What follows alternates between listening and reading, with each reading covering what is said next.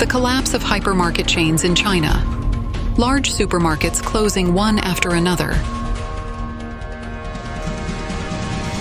China's stock market fluctuates. Young people are stuck with loans for stock trading, and the market is wailing. The Ministry of Finance of the Communist Party of China has made a big move to borrow money to resolve local debts. The wave of bankruptcies and collapses of supermarket chains in China has not stopped. On October 10th, Yonghui Supermarket did not receive the capital transfer payment of 300 million yuan and demanded payment from Dalian Yujin, Wang Jianlin, and others. The case must be submitted to economic dispute arbitration pending judgment. Notably, on June 30th, Japanese department store Isetan's Shanghai location officially closed after 27 years of serving the community. This closure is part of a wave affecting long-standing hypermarkets and large department stores in mainland China. Previously, the high-end City Shop supermarket chain in Shanghai closed. The foodie supermarket chain declared bankruptcy.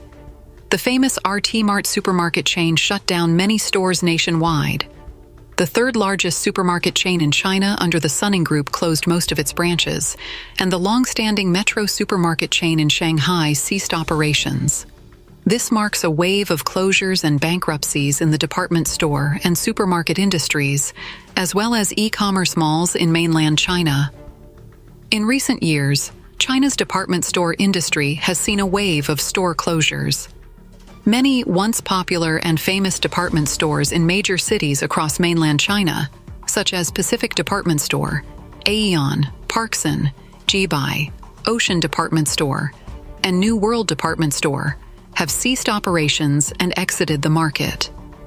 On October 10th, Yonghui Supermarket issued an announcement stating that it had not yet received the fourth phase of the 300 million yuan equity transfer payment from Dalian Yujin, and had sent letters to Dalian Yujin, Wang Jianlin, Sun Xishuang, Yifang Group, etc., and would initiate arbitration to pursue the legal responsibilities of the aforementioned responsible parties.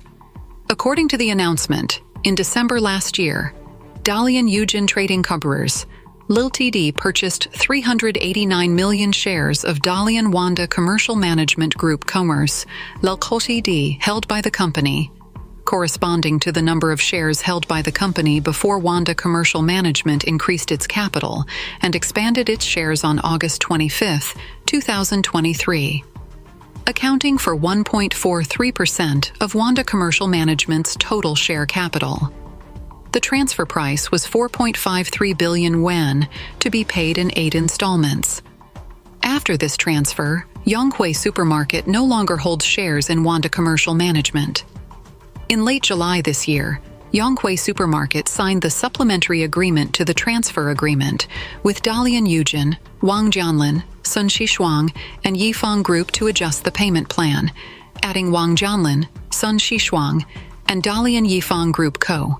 Ltd, hereinafter referred to as Yifang Group, as transaction guarantees, and agreed that the fourth phase of the equity transfer payment of 300 million yuan should be paid before September 30th, 2024.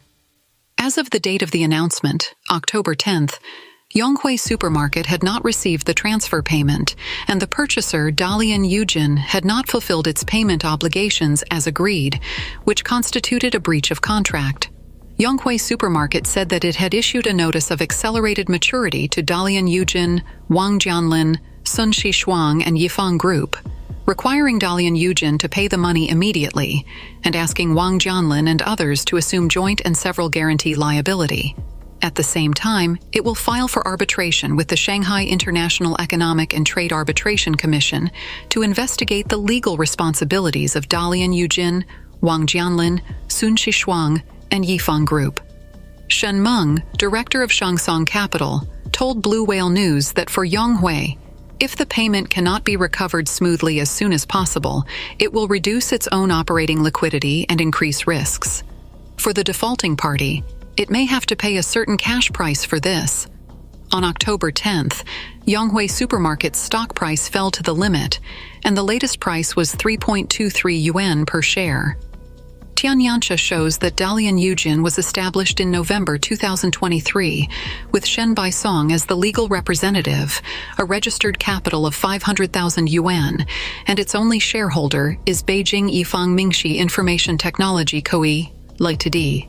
The latter is 100% owned by Yifang Group, and Sun Xishuang is the chairman and general manager of Yifang Group and the actual controller. According to the Securities Times, Sun Xishuang has a deep connection with Wang Jianlin. As early as 2004, Dalian Yifang Group and Wanda cooperated to develop Beijing CBD Wanda Plaza. Subsequently, Wanda and Dalian Yifang Group jointly invested in cultural tourism projects such as Changbai Mountain International Tourism Resort, Dalian Jinshi International Cultural Tourism Zone, and Xishuangbana International Resort. China's stock market fluctuates, young people are stuck with loans for stock trading, and the market is wailing. After China's National Day holiday, China's stock market fluctuated and fell, leaving many young people stuck with loans for stock trading, and the market was wailing. The industry warned that investors should be prepared for a crash. Please see the report. Chinese people. Who would have thought that it was a bull market a day ago? I was up 90,000 yesterday and lost 140,000 today, including principal and interest. On Thursday, October 10th, China's 3 major A-share indices rose and fell compared to the previous day. As of the close, the Shanghai Composite Index barely maintained at 3,301.93 points, an increase of 1.32%. While the Shenzhen Component Index fell by 0.82% and the Chinext Index dropped by 2.95%. The turnover of the Shanghai and Shenzhen stock markets that day was 214.3 billion yuan, a decrease of 796.4 billion yuan from the previous trading day. The sharp drop in the stock market on Wednesday dispelled the recent optimism of retail investors. The market was wailing, and stockholders lamented the difficulty of escaping the trap. Chinese young stockholders. Now I don't want to be rich, I just want to get out of the trap and get my money back. Why is it so difficult? What kind of market is this? It's really a one-way trip. At the end of September, after the Chinese Communist Party authorities launched so-called policies covering monetary easing, fiscal and stock market stimulus, the stock market soared, and many young investors rushed in, with some even borrowing money to trade stocks.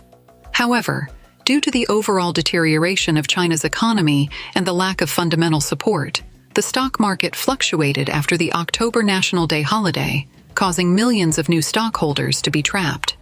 Stock investment manager Zheng Shuguang. For retail investors, especially newcomers, in their minds, a bull market may mean a straight or diagonal rise, but in fact, it fluctuates repeatedly. Since the A-share market rose at the end of September, more than 100 companies have announced plans to reduce their holdings, and the main funds in the Shanghai and Shenzhen stock markets have also taken the opportunity to flee. Analysts believe that the current policy of the Communist Party of China is primarily to stimulate the stock market through monetary easing and supply restrictions, without fundamentally improving corporate or economic fundamentals. Retail investors should be very cautious when entering the market. Zheng Shuguang. I think for these new and old stock investors who do not understand companies, cannot read financial statements, are unwilling to study companies, and lack a good mentality, they should resolutely prevent themselves from entering the market. Nomura Securities recently issued a warning that after the stock market frenzy, a crash will follow. The current situation of the Chinese stock market is similar to that of the stock market in 2015. Investors should be prepared for a crash. Zheng Shuguang. As for this wave, in principle, it can basically be imagined that it is driven by monetary and fiscal stimulus, relying on the existing economic scale under these stimuli. The long-term prospects are very difficult. The Ministry of Finance of the Communist Party of China has made a big move to borrow money to resolve local debts. The Ministry of Finance recently issued a series of fiscal adjustment measures, preparing to address local debt risks, supplement bank capital, stabilize the housing market, and protect people's livelihoods by expanding the issuance of bonds. Scholars believe that this major debt initiative is just an official operation of exchanging time for space, which has no effect on economic development. The Ministry of Finance held a press conference on October 12th.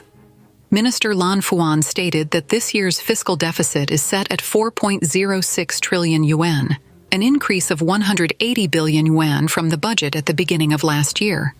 The new local government special debt limit is 3.9 trillion yuan, an increase of 100 billion yuan from last year. This includes the special bonds that have been issued and those yet to be issued, totaling 2.3 trillion yuan, which can be used to drive local investment in the next 3 months. Epoch Times columnist Wang He noted that everyone is currently not optimistic about China's economy. What the Communist Party of China is doing now is trying to change public perception and restore confidence in the economy. Wang He commented, "From the press conference of the National Development and Reform Commission to this press conference of the Ministry of Finance, the goal is to address this issue. They want to reverse public expectations." The Ministry of Finance did not announce several major initiatives this time, but has laid the groundwork by significantly increasing the local debt limit, issuing special national bonds, enriching bank capital, and expanding the deficit. He believes that the Ministry of Finance has created illusions by presenting a grand vision and has used procrastination to maintain these illusions.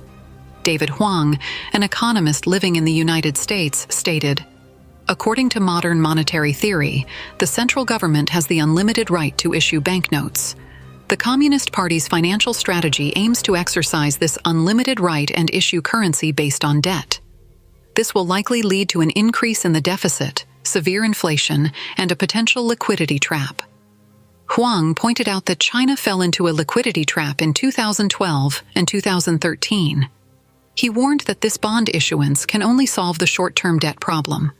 If the economic structure does not change, funds will not flow to the real economy or the private sector, worsening the situation in the future. Regarding local debt, Lan Fuan mentioned that the central government has arranged an additional 1.2 trillion yuan this year on top of last year's 2.2 trillion yuan local debt limit. David Huang expressed skepticism, stating that the Ministry of Finance's plan may not effectively resolve local debt issues and can only temporarily suppress the increase in local debt.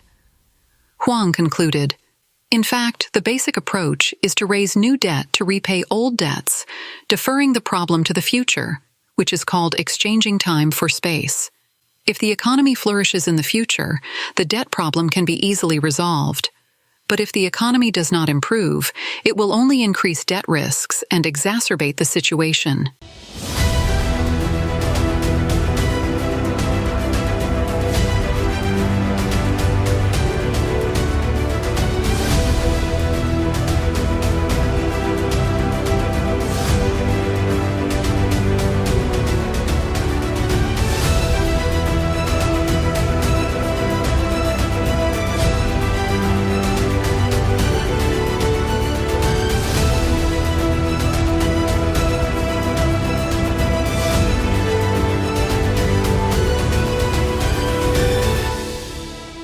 The king of Chinese supermarkets is on the verge of being sold.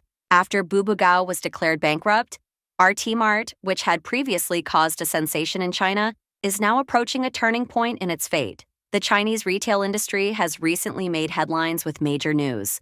RT Mart, a large supermarket chain originating in Taiwan and once popular across Taiwan, mainland China, and Hong Kong, is reportedly up for sale. An insider revealed to the media that RT Mart's parent company, Hong Kong-listed supermarket leader Sun Art Retail, is actively seeking buyers. As a major asset of Sun Art Retail, RT Mart started in Taiwan, became popular in China, and was recognized as the first large chain supermarket chain in the history of retail fully designed, planned, and managed by Chinese people. In 1999, RT Mart shocked the global retail industry by reaching a revenue of 24 billion yuan. To expand further, RT Mart partnered with France's Auchan in 2000 to increase its globalization efforts. 9 years later, RT Mart achieved another milestone by surpassing Carrefour with a revenue of 40.4 billion yuan. earning the title King of Chinese Supermarkets. In 2011, RT Mart and Auchan merged, and their IPO in Hong Kong led Sun Art Retail to surpass Walmart, becoming China's largest retailer. However, with the rise of Alibaba's founder Jack Ma's new retail concept and the e-commerce boom, Sun Art Retail began to face significant challenges. In 2017, Alibaba acquired a controlling stake in Sun Art Retail with an investment totaling 28 billion Hong Kong dollars, indirectly raising Sun Art Retail's market value above 100 billion Hong Kong dollars. However, the success was short-lived. Under Alibaba's management, Sun Art Retail faced operational losses and declining performance, with market value dropping closer to its peak as nearly 80 billion Hong Kong dollars vanished. Rumors now suggest that RT Mart may be sold, a fate seen as unfortunate for the king of supermarkets. In just 1 month, China's retail landscape has shifted. This month, 3 major events reshaping the future of the retail industry occurred. In late September, Yonghui Supermarket, a major chain that had raised over 20 billion yuan, underwent a leadership change. Miniso, the US-listed 10 yuan store, acquired Yonghui at a transaction price of 6.3 billion yuan, a rare, snake-swallowing elephant acquisition in the 2024 retail industry. The deal caused a stir, leading JD.com, a major shareholder, to cut its losses and exit. Investing in traditional retail has been a strategic move for internet giants looking to adapt to trends. To succeed in retail, it's crucial to combine online and offline channels to create a closed-loop ecosystem. JD.com's founder, Liu Qiangdong, pursued this vision in 2015, dreaming of building a global retail giant and prioritizing offline retail. After much deliberation, he chose Yonghui Supermarket. Also, in 2015, Liu Qiangdong visited Yonghui Supermarket in Fuzhou, despite his busy schedule due to his wedding, praising Yonghui's unique fresh food supply chain model as something irreplicable, similar to JD.com's own model. Following this visit, JD.com invested 4.31 billion yuan in Yonghui, making Liu Qiangdong the first internet company CEO to invest heavily in traditional retail. The competitive pressure within the internet industry sometimes leads to rivalries. The year after JD.com's investment in Yonghui, Jack Ma launched his 5 New strategy at the Yunqi Conference. New retail, new finance, new manufacturing, new technology, and new energy. He emphasized new retail as both a challenge to traditional retail and an opportunity. Yet, before discussing challenges and opportunities, Yonghui Supermarket fell into a prolonged crisis, with a 3-year operating loss totaling 8 billion yuan from 2021 to 2023. In 2024, Yonghui attempted a bold shift, learning from Pang Donglai, a unique case in traditional Chinese retail that operated independently of the major internet giants. This effort gained attention but yielded disappointing results. Ultimately, JD.com had to exit, incurring losses. Liu Qiangdong's venture into Yonghui Supermarket ended with regret. RT Mart is set to be sold, creating a buzz even greater than the sales of Yonghui Supermarket and Bubugao. Jack Ma may have introduced the new retail concept, but he hasn't managed to fully integrate the online plus offline closed-loop ecosystem. In the history of Chinese retail, RT Mart has greatly influenced the industry and is a true pioneer of private supermarkets. Known as the first large-scale chain supermarket fully designed, planned, and managed by Chinese people, it symbolizes a uniquely Chinese retail concept. RT Mart's story began with the Ruintex Group in Shanghai in 1943 before moving to Taiwan. In 1996, Ruintex Group's management launched RT Mart in Taiwan with the ambition of creating a Chinese-owned supermarket chain across China. Within just 3 years, RT Mart achieved 24 billion yuan in revenue in China, astonishing even global retail giants. At the turn of the century, Ruintex Group aimed to broaden RT Mart's reach and formed a joint venture with France's Auchan in 2000, pursuing global expansion. This strategy nearly doubled RT Mart's performance, and by 2009, it was generating 40.4 billion yuan, surpassing Carrefour in China and earning the title King of Chinese Supermarkets. To expand further, RT Mart and Auchan merged for a Hong Kong IPO, elevating Sun Art Retail, a Hong Kong-listed company, above Walmart to briefly become China's largest retailer. At that time, RT Mart was exceptionally strong, with few foreign competitors able to match it in China. RT Mart's pride also lay in the fact that French Auchan actively invested in RT Mart rather than RT Mart relying on Auchan's investment, marking a point of pride in Chinese retail. In 2016, the new retail concept disrupted traditional retail. Amid this shift, Jack Ma's attention turned to RT Mart. In 2017, Alibaba invested $2.88 billion to acquire a 36.16% stake in Sun Art Retail, becoming its second-largest shareholder. At the time, there were reports suggesting that RT Mart was seeking transformation to adapt to the digital era, and collaboration with Jack Ma, the pioneer of the new retail concept, seemed beneficial. Soon, RT Mart was known as one of Jack Ma's favorites. Alibaba then invested an additional 28 billion Hong Kong dollars, holding 72% of Sun Art Retail and taking control of RT Mart. Zhang Yang, then Alibaba's leader, remarked, "RT Mart is different because of Alibaba, and Alibaba is different because of RT Mart." This sentiment reflected RT Mart's significance to Alibaba and Jack Ma. By 2020, this epic internet giant plus traditional retail giant collaboration drove Gaussian Retail's market value past 100 billion Hong Kong dollars. Under the new retail concept, RT Mart grew rapidly, expanding to over 600 stores in China. However, despite Alibaba's digital expertise, RT Mart received limited digital support and remained relatively independent within Alibaba. Its strong offline presence and long history limited others from making drastic changes. Managing such a large entity has its challenges, and as time marches on, so do problems. In 2024, RT Mart could no longer sustain its position. During the 2024 fiscal year, RT Mart reported a staggering 1.668 billion yuan loss, a decline of 2,238.5%. The financial report attributed the loss to poor operations and ongoing store closures. Reports emerged that over 20,000 employees had resigned, leading Alibaba, RT Mart's financial sponsor, to lose patience. Even with experienced hires, Alibaba's stance on RT Mart shifted. Jack Ma now spends much of his time overseas, focusing on going global with e-commerce, while Alibaba's chairman, Joseph Tsai, who loves investments and basketball, did not handle the Sun Art Retail acquisition himself. Former CEO Zhang Yang left, and finding someone willing to remain patient with RT Mart proved difficult. Earlier this year, rumors surfaced that Alibaba is planning to sell RT Mart and reevaluate its retail assets.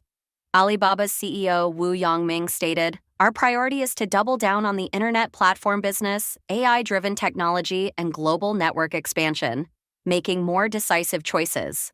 Investment now focuses on technology, a priority unrelated to traditional retail. RT Mart has had a glorious past, but it remains a product of traditional retail.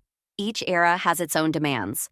Jack Ma once aimed to build a global retail giant, a vision shared by all major e-commerce platforms. Yet, the ambitions of large companies have shifted. Alongside the potential sale of RT Mart, Alibaba has restructured its business. For instance, its Taocean group, Taobao Tmall, recently partnered with JD Logistics. After more than a decade of rivalry, Liu Qiangdong and Jack Ma put aside their differences to make peace. The cat-and-dog war is now history, and it seems easy for Alibaba to abandon RT Mart. In mid-October, Sun Art Retail temporarily suspended trading with a market value of less than 20 billion Hong Kong dollars. After resuming trading, its market value reached 20.224 billion Hong Kong dollars. An insider recently revealed to the media that Sun Art Retail is actively looking for buyers. Once the deal is finalized, it could become the largest acquisition in China's retail industry this year. International fast fashion brand Oysho closes online and offline stores in China. Recently, Oysho, a subsidiary of the world-renowned fast fashion giant Inditex Group, announced that it will stop operating its Tmall official flagship store, the only online channel in China. The other three brands under the group had previously closed their online sales channels. In just 9 months this year, the number of Oysho stores in the mainland market decreased by 21, with an average of 2 stores closing each month.